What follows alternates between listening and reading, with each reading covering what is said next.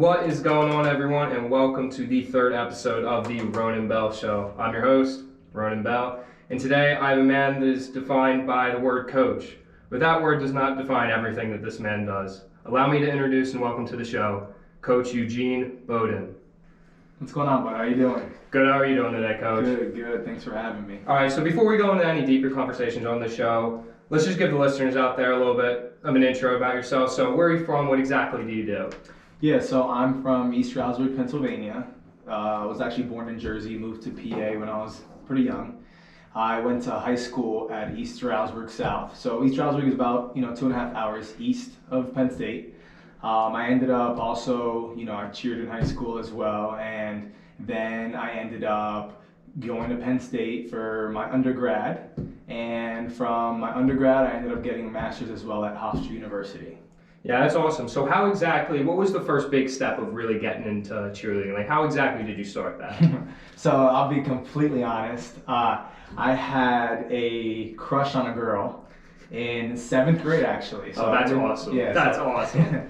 So I had a crush on her, and I kind of just wanted to spend more time with her, kind of get to know her, and she was on the cheerleading team, and it was me and a couple other guys too that thought it might be kind of a cool thing to do, and I ended up joining. I ended up loving it. I had a lot of close friends from my neighborhood. There were females too that kind of wanted me to do it, and they kind of persuaded me, and the rest is history. So since 7th grade, cheerleading has pretty much taken over my life, which is great. So how was the experience cheerleading in high school compared to, well, let's just start in high school. What was the experience like cheerleading in high school?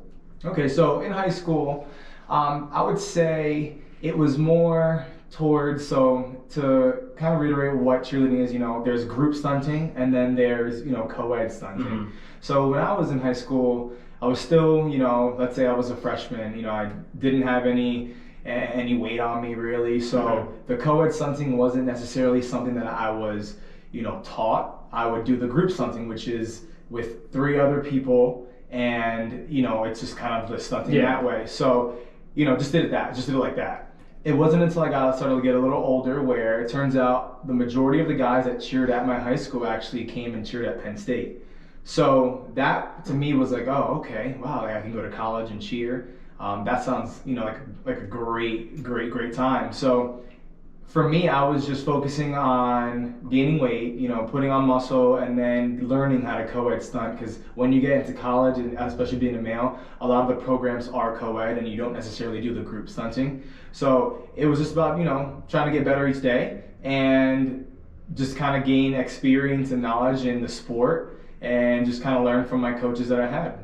So do you think that high school, kind of like that high school cheer environment, really shaped the athlete that you became in college? Yes, but I would say I learned a lot more about cheerleading when I got to college. I feel like it got really, really competitive for me when I was, doing my undergrad here at Penn State, and then it wasn't until that I went to Hofstra University to get my master's where that completely changed my mentality on, on cheerleading in general. The skills that I was doing, the difficulty, that is where I really learned a majority of my knowledge. So when I was in high school, for me it was more about just the people that I was with, having a good time. I enjoyed, being on the sideline. So I played baseball and I also did track in high school. So I didn't play football. So, I cheered during the football season. So that's pretty much where I kind of enjoyed the time with cheerleading. I loved the fall sports, and I loved watching football. My parents didn't really want me to play football, to be honest. So my parents didn't. Yeah, they thought I was going to get really hurt or something. Yeah, same. My mom she was just worried that I was going to get hurt as well. So I kind of wanted to be more involved. So cheerleading, I was grateful that I was able to do, football sideline there. And then we also competed. So that's where you kind of get to learn more about the aspect of competitive cheerleading. And then just with all the knowledge from my other coaches that were in high school and letting me know that I could potentially cheer in college, that's where I kind of started to get a little bit more serious about it. So do you think that competitive edge from other sports kind of shaped you into becoming this cheerleader that's also very competitive? Because I feel like when everyone first starts something new, it's kind of just like for fun. But then once you start to get into it more, then it really becomes like the drive. Like I love doing, I'm passionate about what I want to do. Do you think that that competitiveness from the other sports carried over into cheerleading, or was that just your personality from the jump? I would honestly say like I'm just a competitive person in general. No matter what type of sport it is, like I don't like losing. I don't think anyone does. Oh, no one likes losing. But that just carried over into cheerleading. So then, playing baseball, doing track, being competitive, and then getting to cheerleading, it's a different type of competitiveness.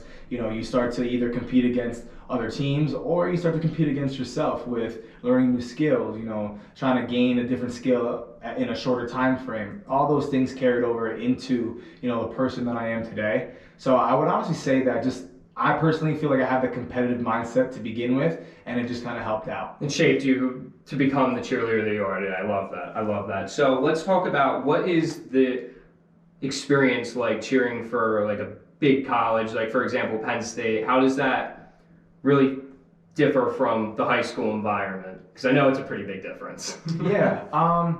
When you get to college, I would say that it's more about focusing on, supporting, athletics and all that stuff. Same thing with high school. You're always there to support, your school's athletics. But I would honestly say, at my time when I was in high school, cheerleading, it was not as big as it is today. I'll be completely honest. So when it comes to being a collegiate cheerleader, you have a lot more responsibilities. You have a lot of events that you deal with alumni and fans, your obligations with school, and then, if you make mat for your competitive team, you're practicing, you're having two-a-days, you're practicing over breaks and coming back to the university early to get ready for nationals. So if I were to say that, is it truly different? That would be a knock towards high school cheerleading, and I'll be honest, I think high school cheerleading has made tremendous grounds nowadays where they're almost, practicing just as hard as collegiate sports. So I can't say that it was different. I will say for me, when I was in high school, it probably was less demanding, but when you get to college, it was a lot more. Well, just like anything else, like you said, you played baseball growing up, and I know that like the all-star teams, it's kind of basically the same deal with cheerleading, because there's all-star teams and so there are certain divisions also where, back in 2017, I actually competed at the Pan American Championships in Colombia. Oh wow! For Team USA, and we're actually the first team to travel out of the U.S. to compete, and we ended up winning the gold, which is nice. So that was great in general. So there's different parts of cheerleading. There's the all-star, like you mentioned. There's the collegiate. There's the high school. Just each sport or each division has like its own demandings that it needs. So it just changes throughout which level you're actually compete in. Well, yeah, it's the same thing with any sport, and that's why I think people need to realize more of that. Yes. Just because we're a cheerleader doesn't mean we're not an athlete. Which I think that stigma is really starting to change in today's, athletic environment. So let's go to, what about some of the hardship that you faced as being a cheerleader? Yeah, so that really happened the majority of the beginning when I first started, that 7th, 8th grade, 9th grade, especially in high school. The stigma between cheerleading, everyone always says, that it's, a rah-rah thing. It's not a sport, or, if you're a male, you don't belong doing cheerleading if you're a male, all that. So, you get called names, and I would travel to away schools, and that's when you get the grunt of it, really. So it was just tough, but I personally knew that I enjoyed what I was doing. I enjoyed the company that I was with. I knew that it was a difficult thing to do. How athletic it is and all that, the tumbling, the stunting, all that. For me, that outweighed a lot more what people said. And I think that truly helped me understand, the type of person that I am, and that, people are going to say what they want to say. And unfortunately, if they don't support what you do, they don't have to, it's their opinion. But if you have that strong mindset where, you believe in what you're doing, there's no reason why someone should tell you to do something otherwise. I love that. And that's what I'm trying to preach on this podcast.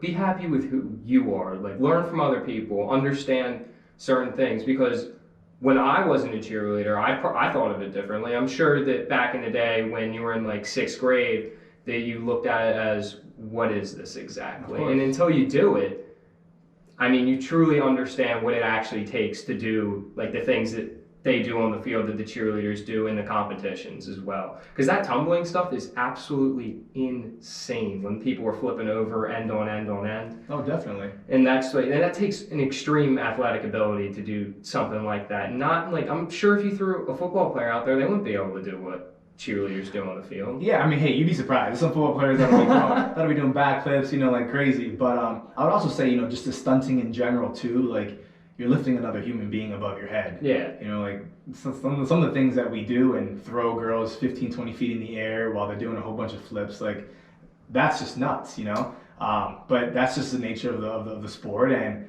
I wouldn't change anything about it. Like, I learned so much through, and I know you mentioned in your recent podcast where you're trying to, learn and gain experiences from other people. That's what I ended up doing. I would try to gain as much knowledge as I could from others, just to better my craft, and I've been grateful for it. I feel like if people, like when I first joined the cheer team, I think that there was people started to step away from the stigma so much until you actually know someone that you can talk to about what the sport truly is that when you understand. That's what I'm trying to get across here. I mean, I hope that a bunch of people are listening right now that are understanding more and more about this sport. So let's backtrack a little bit. Let's go about what has the adversity through cheerleading taught you, and how has that helped you grow to the person that you are today?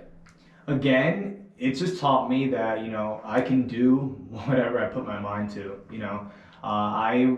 From the moment that I joined cheerleading, I'm always going to give whatever I do 110%, if not more, just because I want to be great at it.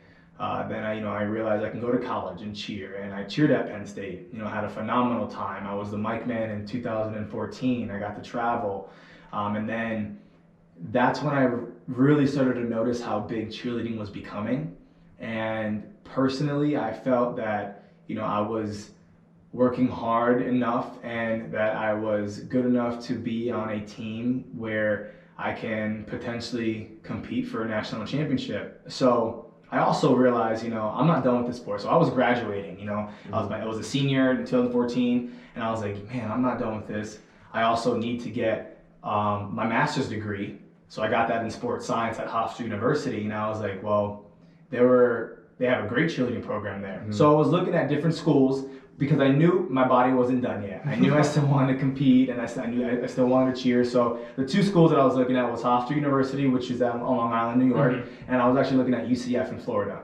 So UCF is a phenomenal program. They've been for years on end, and I felt that I had the potential to possibly make their team.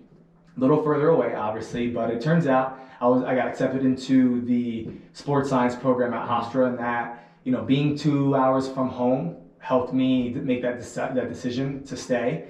And I got in and I tried out for their team and I made it. And then knowing that they were a reputable program at the time when I went in, they were at, I would say, eight championships, national championships, and by the time I left, we were able to win them 2 more. Yeah. That's a lot of championships. Oh my God. You have rings for all those? Or? I do, yes. I have 2 national championship rings. If you want to know that Coach Eugene's pretty iced out. But, so let's start going into, now you're a cheerleading coach. Was there a bigger agenda behind becoming a coach rather than, taking that next step from athlete to becoming a coach? What do you think the bigger picture or what the bigger idea for doing that was? For me, so when I was graduating from Penn State, I wanted to be a strength and conditioning coach. That was my ultimate goal. I loved pushing athletes. I loved, trying to bring out their best potential and just, making them better each day. And then, I always knew I wanted to come back to Penn State and work for Penn State. I just absolutely adore this university, and I just love everything about it. So that for me was like, okay, well, whatever I do, I want to come back and work here. So I have to figure what I'm going to do. You can't leave Happy Valley once you came here.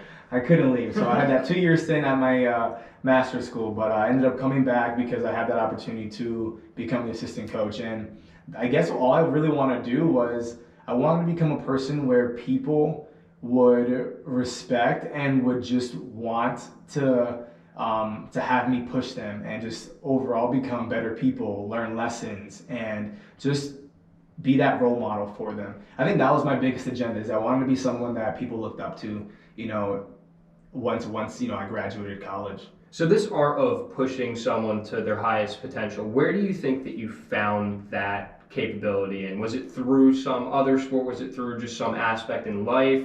What was that from exactly? It was when I competed with Hofstra University. My coach there, she pushed me to levels that I've never thought I could reach. They were a winning program. They made no excuses. They just did what they had to do. And after my first national championship, walking off that mat and just knowing you absolutely crushed it and that no other team was better than you that year was one of the best feelings I could ever describe. So realizing how hard I was pushed, it truly made it worth it. Mm-hmm. In the time, I'm like, man, like this sucks. Like, this is hard. Like, why am I doing this? Because it gets so repetitive. Not that you feel burnt out, but it gets to the point where you're just like, when is this going to be over? Or like, what if we don't do well? All this hard work for one performance, it could slip right through your fingers. So that first year, 2015, when we just pushed and grinded, we had injuries, we faced so much adversity that year, and then when we won, that's what truly ended up showing me that like you can truly be pushed beyond limits that you never thought you could reach. And that's where I learned it from. Well, I think that a lot of people growing up have always had that one coach that they've never wanted to be like, but I think that's the complete opposite of what you are. So this is the question that I want to ask you is, how has your perspective on coaching changed since you've became one, from that transition from athlete to now, you're coaching these athletes to become better at what their craft or what they want to do? Yeah, so coaching is, it's difficult because you're dealing with so many different personalities. And I didn't know that in my first 2 years. I came to Penn State, I got the job, I was super ecstatic.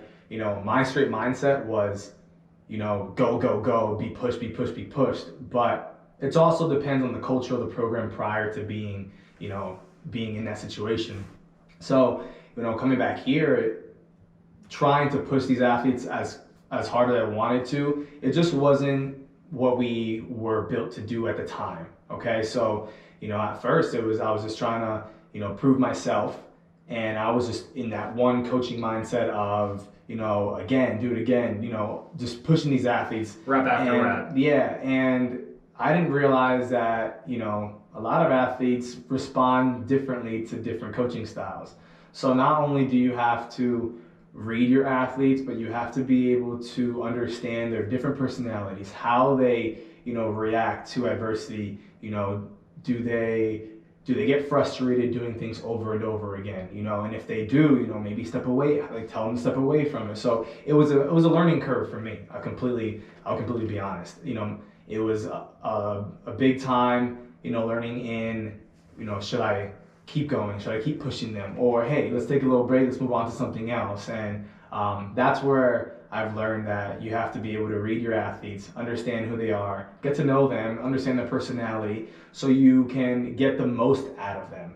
Whether it's understanding if, hey, maybe you have to kind of get in their face a little bit and push them a little bit more. Sometimes that's the type of athlete that they are. That's how I was. That doesn't mean everyone else is. So that's not going to work for everyone. So that's where I learned, how I had to react to as a coach. So pretty much just adapting to the different environment. And you're saying that you learned that through coaching, that experience kind of taught you how to be better at your craft now for what you want to do in the future. Because I'm sure that, coaching isn't forever, and that mindset of being able to adapt to the situations, the environment around you, do you think that's helped you in other aspects of your life as well? Yeah, because me being able to deal with so many different personalities on my team, it translates over into the real world as well. I'm dealing with administration, you're dealing with recruits, you're dealing with angry fans, so you have to be able to understand how to handle certain situations. So that just carries over into every situation that I've most likely dealt with. Quick little side note. How many people are on the cheerleading team as well? So on the cheerleading team right now, we have 54 athletes. 54. So that's 54 different people that you have to, I don't even think I know 54 people's names, to be honest. So how do you think that, let me phrase this a little bit differently. Knowing all these different people, have these people that, I'm sure how many people have you coached probably so far? A couple hundred? Yeah. Do you think that those athletes have helped you grow as well to become the coach that you are today and to be the person that you are today? Because I feel like, talking to you straight up, first impression, sometimes you pushed even me harder than I expected, but, in the end, I knew it was going to benefit me. So how do you think that those, experiments, as that's a bad way to say it, but the experiments on the other people that you've coached and faced, helped you become the person that, you look into the mirror every day and like, well, I'm happy who I am? Yeah, I mean, I am completely okay with learning, from my athletes. They handle so much stuff nowadays, and whether it's academic wise or athletic wise, there's always room to learn and grow, and I really don't care what age you are. I'm learning from my current athletes. Like there'll be times where I'll have some of my kids try to explain something, and the way they explain it was better than the way I explain it sometimes, and sometimes you have to just explain it in a way where someone will understand, whether that's, someone's more of a visual learner, or just kind of showing them like, recording something on your phone, showing them, or somehow explaining it. So there's multiple times where my athletes would, before I even get to say something to the athlete that maybe did something incorrect, and maybe a captain jumps in and says something, sometimes they say it in a way that I didn't think of before. So, you kind of put those into your arsenal, and it helps you out, because, that'll help you explain that to someone else in a way that maybe they might understand. So there's always room to learn from, peers, from your athletes, from administration. So I think no matter what age you are, you're always learning from different people. I love that, Coach.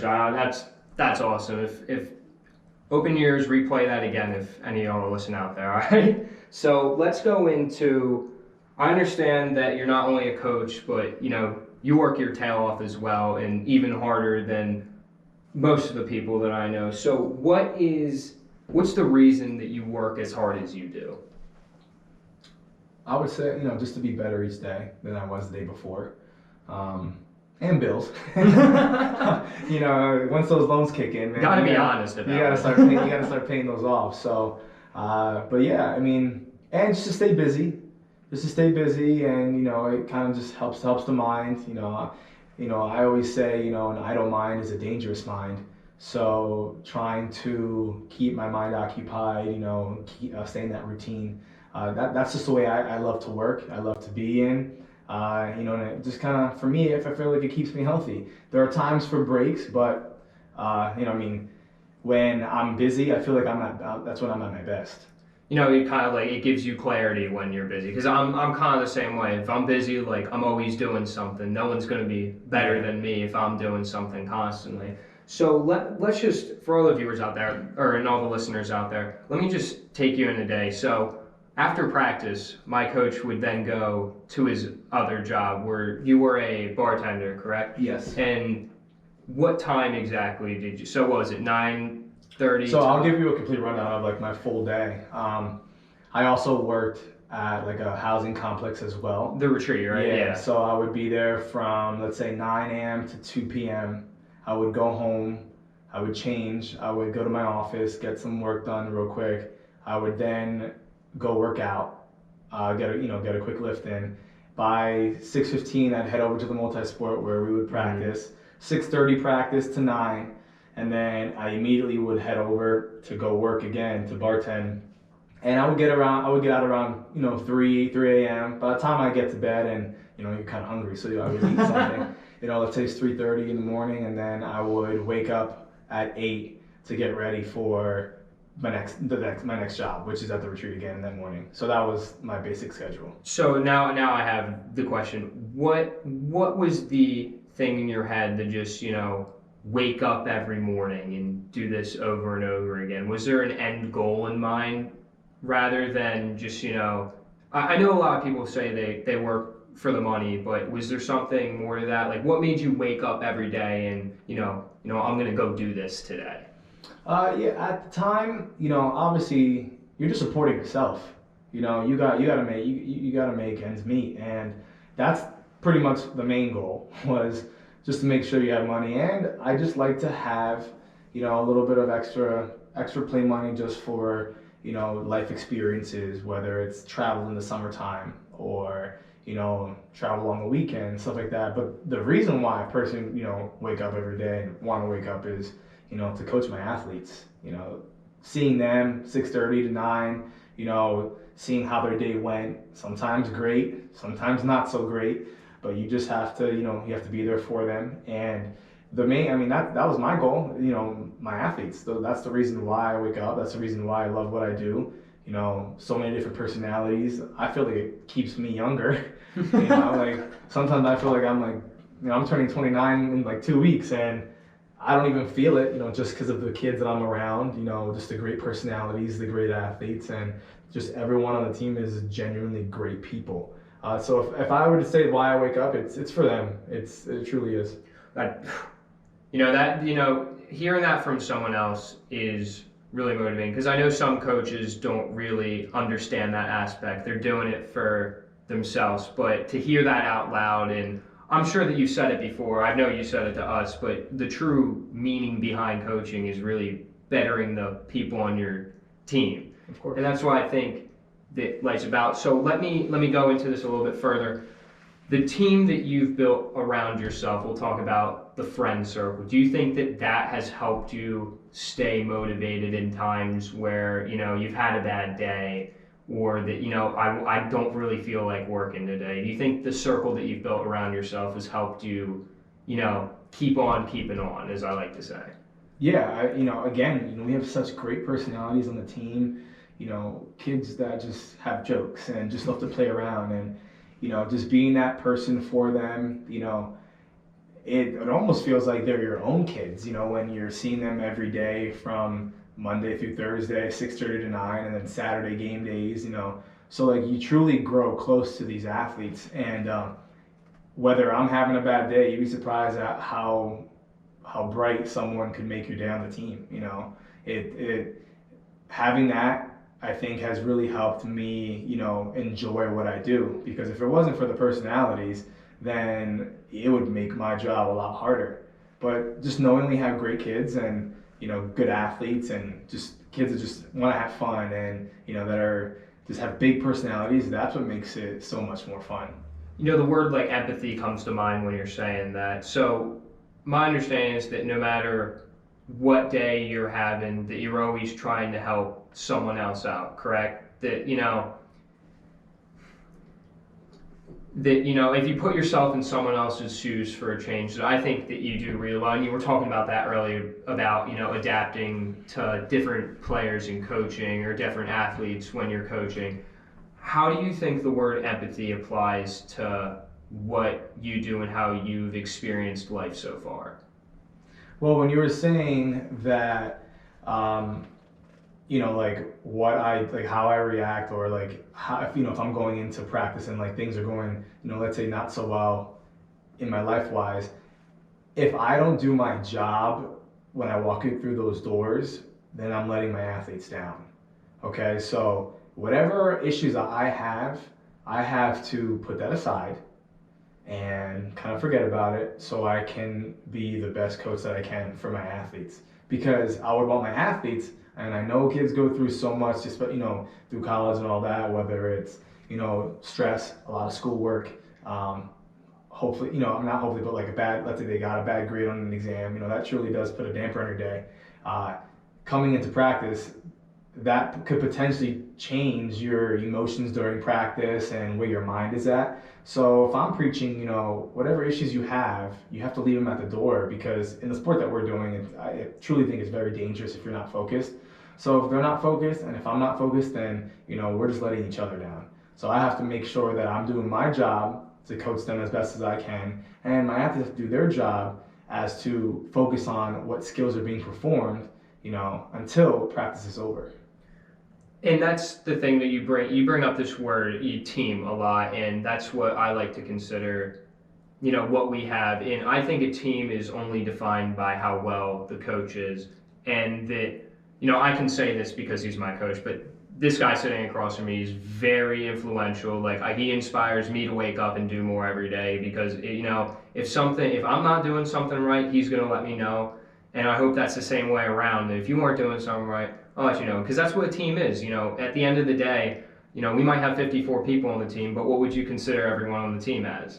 Family, exactly. So that's the kind of aspect that I want to try and get across, that, you're not in this whole life thing alone, that there's other people that can help you. And I'm sure that, everyone's going to have that bad day. Have you ever had a bad day before, Coach? Of course. It happens to everyone. If you don't learn from that bad day, or if you just keep going with it and get that woe is me mindset, you're not going to accomplish anything. And there's people there that will always help you out. I'm sure that, Coach, can you remember a time where, things hit the fan and you were like, God, I really don't want to do anything today? And what was that next step into, what was that next occurrence when, you walk into practice? Yeah, something that comes to mind, I would say back when I was competing, it was my last year at Hofstra, and we had to learn a skill that I just couldn't hit for the life of me. Like, when I tell you, it was horrible. And I would get yelled at, or just get pushed by my own teammates, tell me to suck it up and kind of just let's go and do it. And when I tell you I could not get this skill, just something wasn't clicking. I knew that I was like, man, I'm not doing my job. I was one of the captains on the team too, so it was like, if I'm not doing my job, what type of example does that set? So I had to, I would stay after, I'd come in early, I'd put a little mat on the side and I would try to get the skill. I'd ask some other of my teammates, hey, could you come and spot? And hey, could you come and spot and give me some tips? Only because I knew that I needed to be at my best and, do my job for my teammates. And, pushing myself for them, it was a complete payoff because, at the end of the day, when we won that second national championship, it was completely worth it. And, did I know that I could do the skill? Yes. Was just something just wrong at the time? Yeah. So being able to overcome that obstacle was just, it was very gratifying, and I was very grateful that I was able to do that. But you sometimes just got to put in a little bit more work. Things don't always come easy. And if they do come easy, then it just might not be hard enough for you. That's awesome, Coach. I'd love to hear that. So let's go into, that feeling of success. You're eight-time champion. Well, the program now is 11 times, but at the time, I won two UCA national championships and then the one Pan American championship. So I would say I have 3 under my belt. So how does that feeling of success feel when you've realized that you've gone through so much to gain? Because in cheerleading, if anyone doesn't know out there, you have 3 minutes to perform your routine, and and that's it, pretty much. It's one shot and that's it. So what was that feeling of success when you guys hit your routine as best you could, and you finally came up on top and you guys were the best at that time? How did that really make you feel inside? So my first one comes to mind definitely, because 2015 was just the best one. That was just a perfect year. We had so many issues going into our intersession, which is our time frame after finals, and into nationals, where you don't have to worry about classes or anything like that. You're just focusing on practicing. And injuries happened. Things weren't hitting, and it's crunch time. So if you don't have certain skills at that time, it's really it's not looking good. Okay. And then we got to the point where we heard that other programs had certain skills in their routine, and we had to switch our skills because we needed to make ours more difficult. So we had a week to learn it's called a hand-in-hand at the time. Well, it still is, but we had a week to learn that. So we changed our our elite stunt section like a week before we actually competed. So we only had a week to learn that and then compete down nationals. So we were able to, but then when we went down there and we have that semi performance, because you have that one performance unless you crash and burn. Mm-hmm. If you crash and burn, you're not making it to finals. Okay, so once you do that semis performance and you do pretty well, you'll get placed back into the finals performance.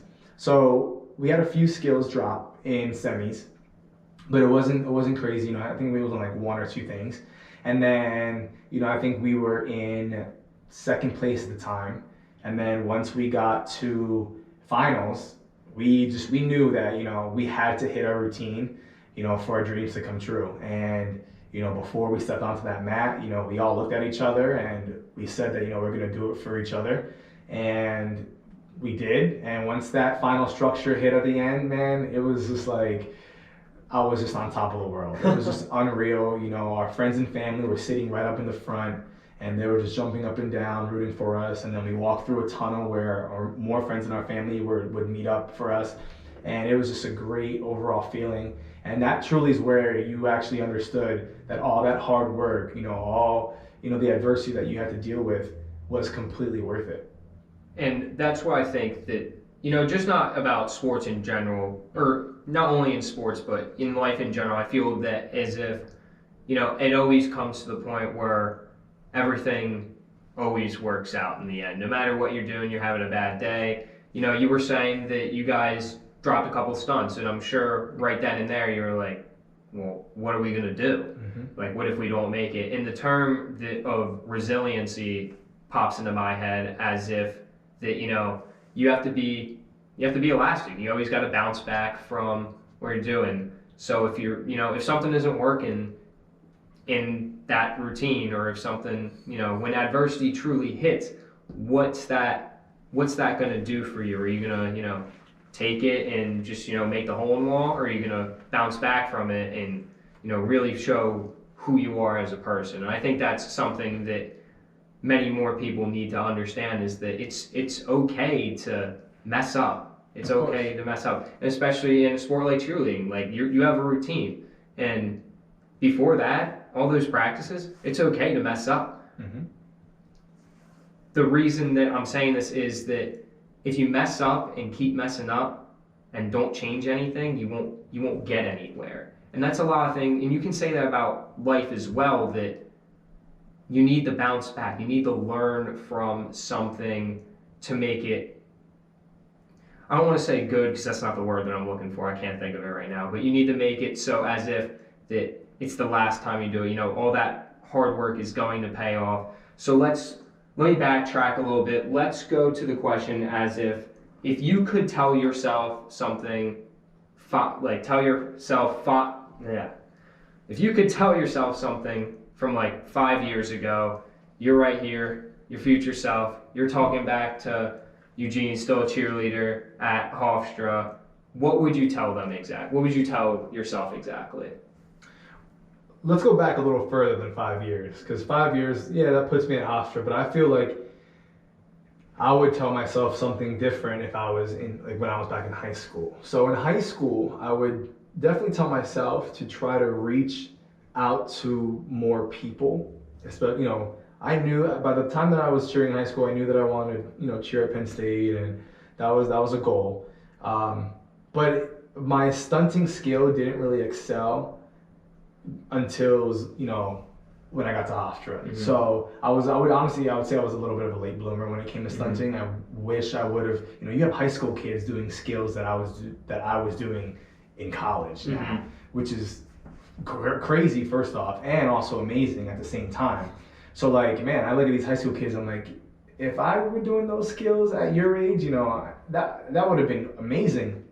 So what I would just tell myself is I would try to, reach out and research in the sport in general. So, try to see if there were gyms around my area where they were offering, college prep level, clinics and privates and stuff like that, so that I can excel more in my stunting. And like you said in your podcast, it's about learning from other people's experiences and just learning from people in general. Uh, that's what I probably would have wanted to do more. I did cheerleading, but I didn't do as much research as I probably should have, or try to meet other people and maybe stunt around with them. And again, too, when I was it wasn't that big, but if that was something that I could change, that's something I would definitely want to. So let's go a little bit broader into it. How has your perspective we can take it back farther than 5 years if you want, but how has your perspective on life in general changed from then till now? On life in general, I mean, I would honestly say I feel like my morals have always been the same, and I've always wanted to be kind, do great, and just be a better person each day than I was the day before. So those morals for me always kind of stayed the same. I guess I learned that a lot from my family too. So I wouldn't say they changed much. I would just say that they just grew stronger, and it just made me want to express that to my current athletes and know that, they're gonna have bad days and they're gonna have good days, but it's about being a good person. That is what's really gonna make the world a better place and just make you more successful, I think.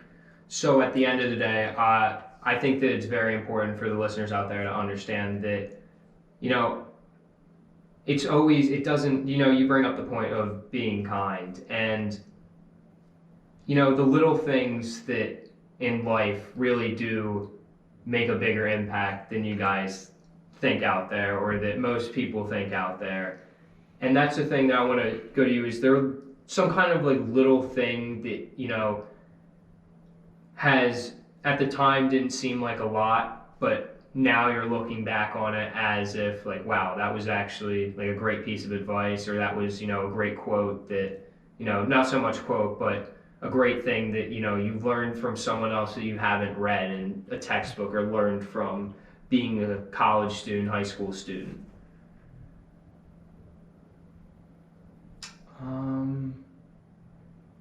I got lost there.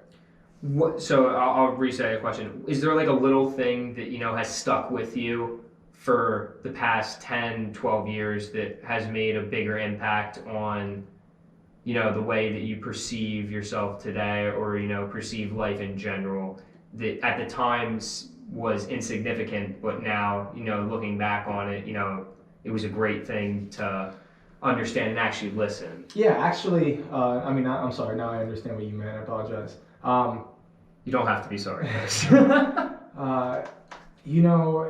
Just listening to other, like my current, like when I was in high school, current teammates and coaches, and just everyone has something to offer.